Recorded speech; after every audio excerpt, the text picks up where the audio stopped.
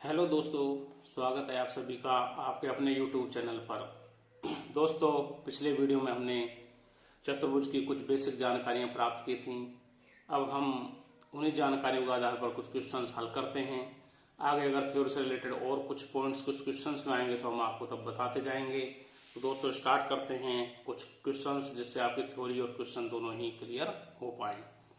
दोस्तों प्रश्न पढ़ेंगे। प्रश्न नंबर 1, ABCD एक समचतुर्भुज है जिसमें कोण ACB बराबर 40 है।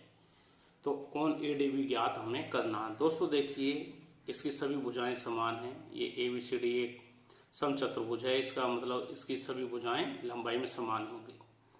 दोस्तों समचतुर्भुज की लंबाई समान होती है, इस वजह से इसके विकर्ण होते हैं। दो विकर्ण होते हैं, दोनों विकर्ण क्या होता है दोस्तों, 90 डिग्री पर काटते हैं। ये 90 होगा, ये भी 90, ये भी 90। ये 40 डिग्री एंगल दोस्तों, ये कौन है ACB। ये वाला एंगल है जो ये 40 डिग्री है, जैसा आप देख पा रहे हैं।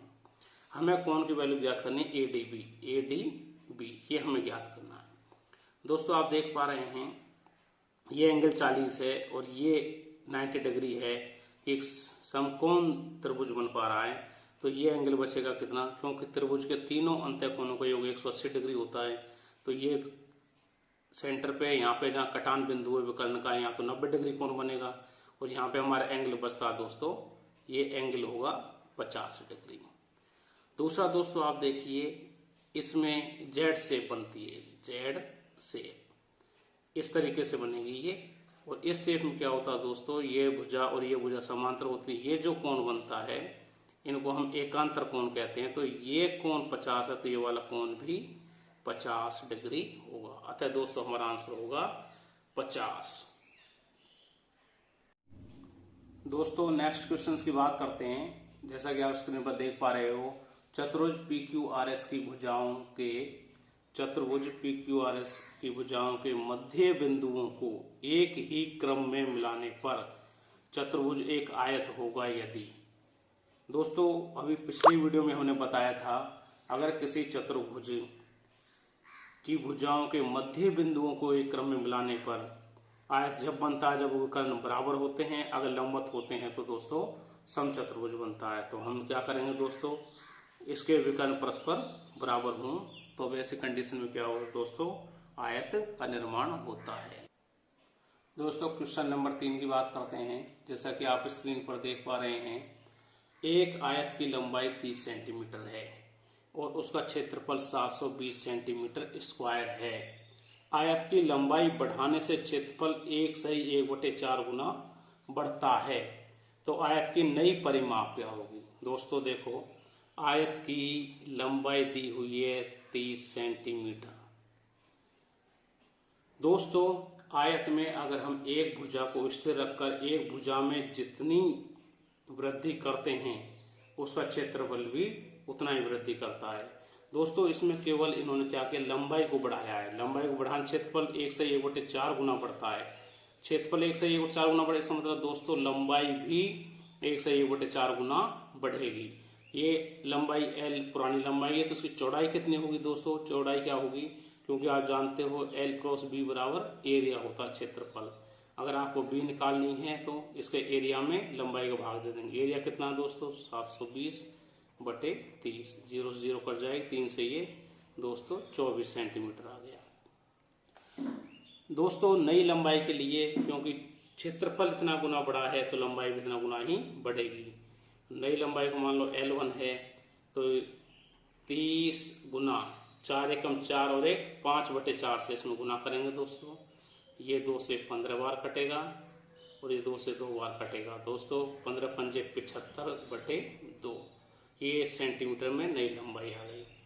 इसकी नई परिमाप दोस्तों, नई परिमाप का मतलब चौड़ाई तो वही है, लंबाई हमारी चेंज हुई है। तो परिमाप क्या हो जाएगी दोस्तों, यहाँ पर हम लिख रहे हैं परिमाप क्या होती है दोस्तों, लंबाई प्लस चौड़ाई का दुगुना होती है। तो 2 इंटू लंबाई दोस्तों आपके पास में है 75/2 प्लस 24 चौड़ाई है, तो बराबर दोस्तों 2 से 2 ये कट जाएगा, 75 प्लस 48, 24 दूनी 48, 8 5 13, 4 7 11 और 1 12, 123 सेंटीमीटर।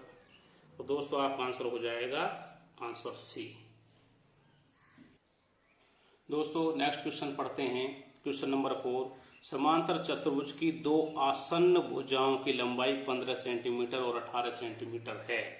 यदि दो छोटी भुजाओं के बीच की दूरी 12 सेंटीमीटर हो तो बड़ी भुजाओं के बीच की दूरी क्या होगी, ये इन्होंने पूछा है। दोस्तों समांतर चतुर्भुज है तो कुछ इस तरह होगा, दो भुजाएं समांतर होंगी और ये भुजाएं ये समांतर होंगी, इस तरह ये समांतर चतुर्भुज होता है। दोस्तों मान लो ये इसका नाम लिख देते हैं हम ABCD। बड़ी भुजा दोस्तों 18 सेंटीमीटर है और छोटी 15 सेंटीमीटर है। दोस्तों क्वेश्चन में छोटी भुजाओं के बीच की दूरी यानी इस भुजा के और इस भुजा के बीच की दूरी दी हुई है, तो इससे इस पे लंब डालेंगे। दोस्तों ये ऐसे लंब डाला 90 डिग्री पर, तो ये जो डिस्टेंस है दोस्तों ये डिस्टेंस है 12 सेंटीमीटर। ये तो 18 सेंटीमीटर है ही है। ऐसे दोस्तों हम जब इस पे लंब डालते हैं यहाँ पर, तो ये मान लो ये है H। दोस्तों समांतर चतुर्भुज का क्षेत्रफल निकालने के लिए क्या होता है दोस्तों, समांतर भुजाओं के आधार इंटू ऊंचाई। यहाँ पर दोस्तों इसका आधार देख पा रहे हैं 18 सेंटीमीटर है और ऊंचाई है H, तो 18 इंटू H इसका क्षेत्रफल होगा। ऐसे ही सेम दोस्तों इधर देखिए आप, ये 15 सेंटीमीटर है बेस अगर इसे मानते हैं तो, और इधर इसकी ऊंचाई कितनी होगी 12 सेंटीमीटर, 15 इंटू 12। इस तरह दोस्तों ये भी क्षेत्रफल होगा और ये भी क्षेत्रफल होगा। यहाँ पर हमने इनके बीच की डिस्टेंस ली है और इसमें हमने यहाँ से डिस्टेंस ली है। यहाँ पर दोस्तों 6 से काट देंगे, 6 तिया 18 और 6 दूनी 12, 3 से दोस्तों ये 5 बार कट जाएगा, तो H हमारे पास आ जाएगा दोस्तों 5 दूनी 10, तो हमारा आंसर हुआ दोस्तों 10 सेंटीमीटर। दोस्तों क्वेश्चन नंबर 5 की बात करते हैं। क्या सभी समचतुर्भुज वर्ग होते हैं? दोस्तों इसके बारे में हमने आपको थ्योरी में बताया था, क्योंकि समचतुर्भुज दोस्तों ऐसे होता है जिसकी सभी भुजाओं की लंबाई बराबर होती है। इस तरीके से समचतुर्भुज होता है दोस्तों, ऐसे जिसकी लंबाई अगर ये A है, ये A है, इस तरह होती है। लेकिन दोस्तों वर्ग में भी सभी भुजाओं की लंबाई बराबर, लेकिन वर्ग में क्या होता है, सभी कोण समकोण होते हैं दोस्तों, सभी कोण समकोण होते हैं। लेकिन समचतुर्भुज में यह आवश्यक नहीं है, इसलिए सभी समचतुर्भुज समकोण हो ऐसा आवश्यक नहीं है। हमने बताया था अगर वर्ग है तो वर्ग तो समचतुर्भुज होगा, लेकिन समचतुर्भुज वर्ग हो यह हमेशा आवश्यक नहीं है, कुछ कंडीशंस में यह आवश्यक होता है। अतः दोस्तों आपका आंसर होगा नहीं। दोस्तों क्वेश्चन नंबर 6, यदि किसी चतुर्भुज में सभी भुजाएं बराबर हों परंतु विकर्ण समान नहीं हो तो ऐसा चतुर्भुज कहलाता है।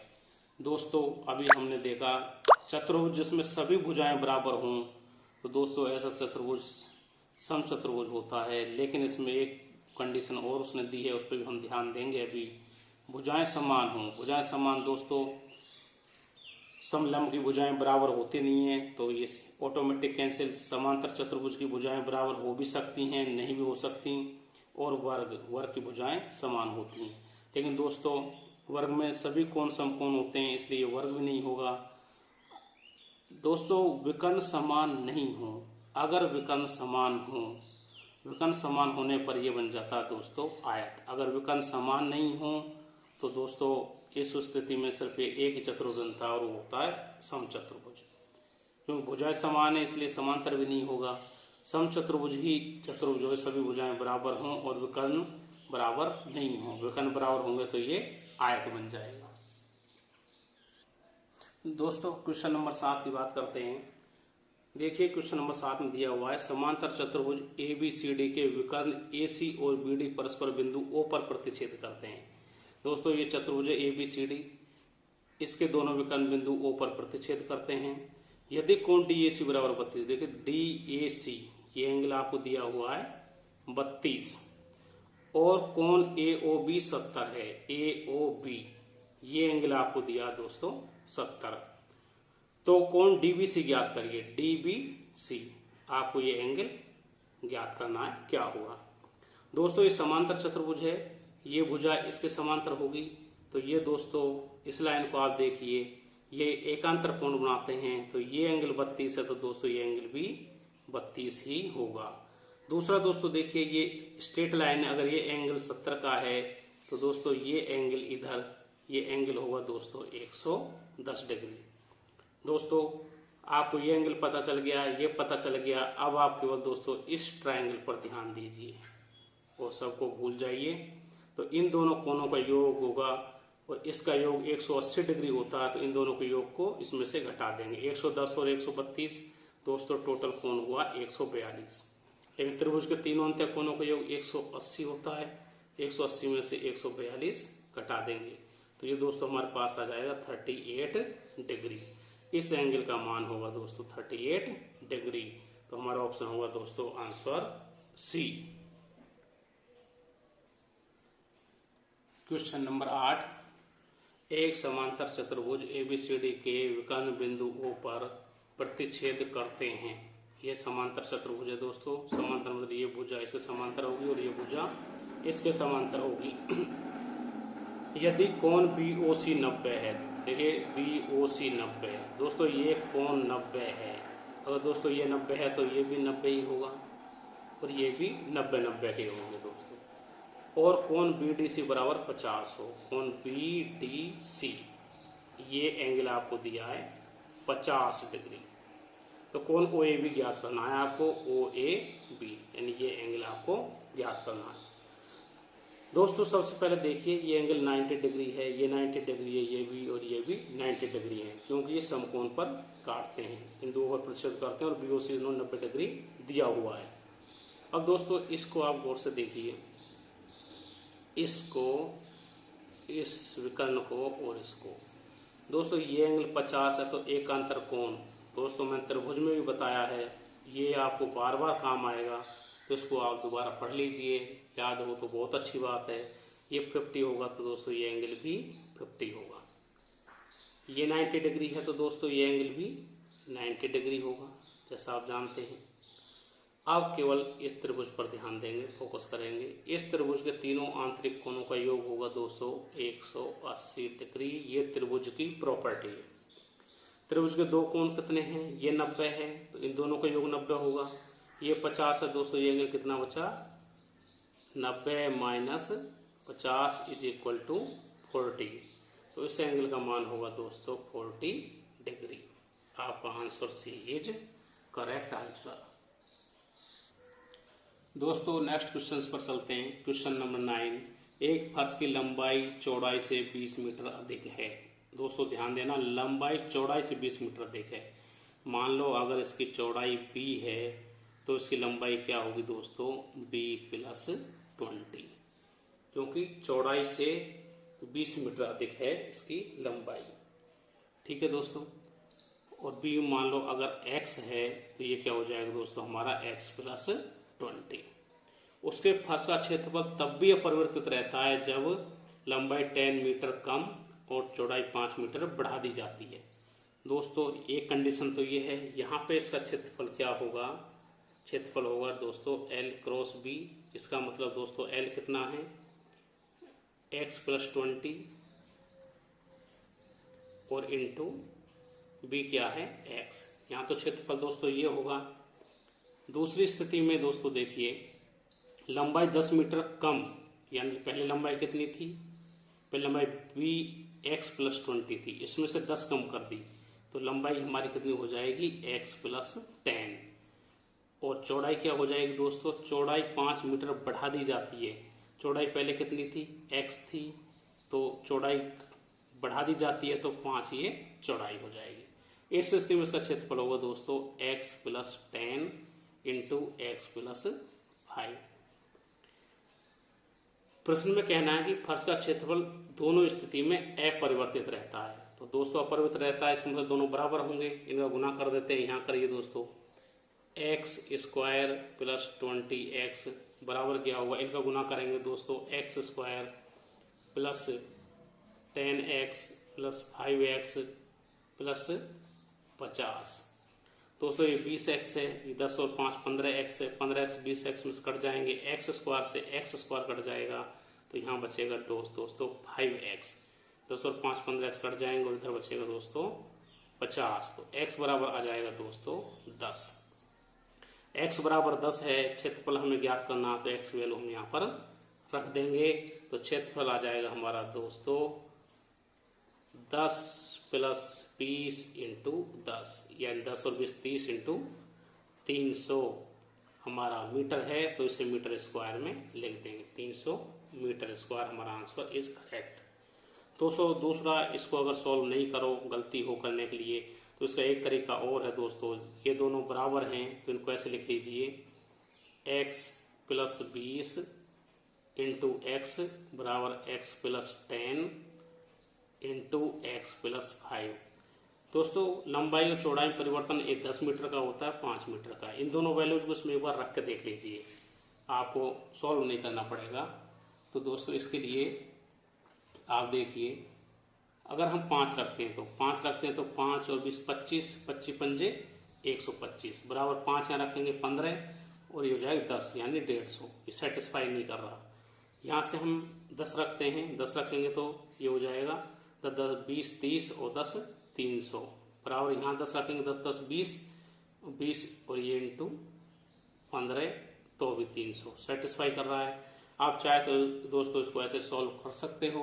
अगर ऐसे सॉल्व नहीं कर दो, ऐसे पुटिंग वैल्यू इनसे एक अंदाजे से रख के देख लेंगे, इनमें से कोई भी एक सेटिस्फाई कर जाती है और आपका आंसर होगा 300। क्वेश्चन नंबर 9 का आंसर बी इज करेक्ट। आप इस तरह दोस्तों कर सकते हैं। दोस्तों नेक्स्ट क्वेश्चन देखते हैं, क्वेश्चन नंबर 10। जैसा आप देख पा रहे हो, किसी वर्ग के विकर्ण पर एक समबाहु त्रिभुज बनाया गया है। दोस्तों वर्ग के विकर्ण पर सबसे पहले आप वर्ग बनाइए। वर्ग आप जानते हो, वर्ग की 4 भुजाएं बराबर होती हैं। ये मान लीजिए वर्ग है, ABCD इसका नाम रख देंगे। ये भुजा A है, ये A है, ये B और ये B। ये 90 डिग्री एंगल, सारे 90 डिग्री एंगल होते हैं, यानी समकोण होते हैं। इसके विकर्ण पर दोस्तों एक विकर्ण खींच लीजिए। मान लो ये इसका विकर्ण है। इस पर आप पढ़ रहे हो क्वेश्चन में समबाहु त्रिभुज बनाया गया। दोस्तों ये विकर्ण है, इन दोनों की लंबाई से ज्यादा होगा और इस दोनों विकर्ण की लंबाई क्या होगी दोस्तों, इसकी लंबाई होगी दोस्तों इस विकर्ण की √2a। विकर्ण की लंबाई होगी √2a, क्यों a² और a² जोड़ देंगे, कर्ण है, ये समकोण है, 90 डिग्री का कोण है, तो a² + a² का √2a आ जाएगा। ये भुजा की लंबाई इन दोनों ज्यादा, तो इस पर समबाहु त्रिभुज, समबाहु का मतलब दोस्तों जिसकी सभी भुजाएं समान हो, तो इस तरह त्रिभुज बनेगा दोस्तों। देखिए इस तरह से कोई त्रिभुज बनेगा। ये √2a है, इसकी लंबाई भी √2a होगी और इसकी लंबाई भी √2a होगी। मान लीजिए कोई पॉइंट E है। इस तरह आपका डायग्राम बनेगा। क्वेश्चन को पढ़िए, बहुत ही आसान क्वेश्चन है दोस्तों, देख के डरना नहीं है, बहुत ही इजी क्वेश्चन है। तो वर्ग के क्षेत्रफल के साथ त्रिभुज के क्षेत्रफल का अनुपात। दोस्तों वर्ग है, वर्ग का क्षेत्रफल अनुपात समबाहु त्रिभुज का क्षेत्रफल। वर्ग का क्षेत्रफल होता है दोस्तों भुजा स्क्वायर। भुजा इसकी A है तो भुजा का स्क्वायर अनुपात समबाहु त्रिभुज का क्षेत्रफल होता है दोस्तों √3/4 × भुजा का स्क्वायर। ये दोस्तों आपको लिखाया हुआ है, आप हमारे पुराने वीडियो देख सकते हो। √3/4 भुजा दोस्तों समबाहु त्रिभुज भुजा की वैल्यू क्या है,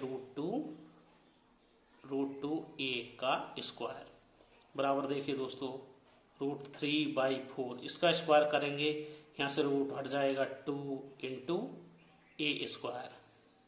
ठीक है दोस्तों, इस a² से a² कट जाएगा, इस 2 से ये 2 कट जाएगा, रेशियो आ जाएगा 1/√3/2।